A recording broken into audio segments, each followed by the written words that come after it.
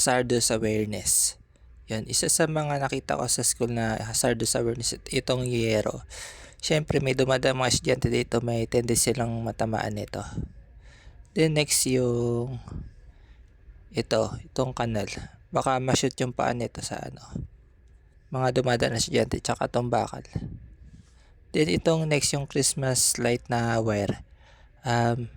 Baka may tendency dito makuryente yung mga dumadaan dito, tsaka may nagpa-practice. Then yung outside. Then ito yung may wire na outlet at saksakan. Yan.